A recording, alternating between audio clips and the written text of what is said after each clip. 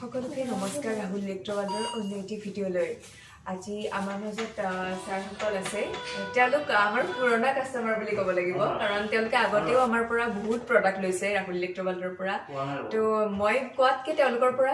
জানো আহকচোন কি কি ল'লে তেওঁলোকে আৰু কেনেকুৱা পাইছে ছাৰ জনাবচোন আজি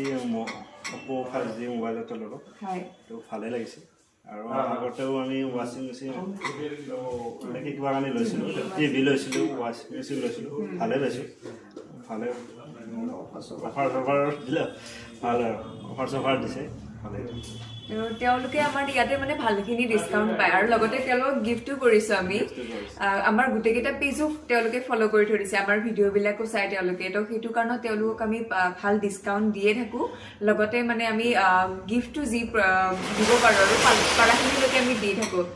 ইয়াতে হেপী হয়নে আপোনালোক তো ভাল লাগে আপোনালোক আহি থাকে আমাৰ ইয়াতে তো আমাৰ আপোনালোকে আগলৈও আহি থাকে তো বহুত বেছি ধন্যবাদ ছাৰ ঠিক আছে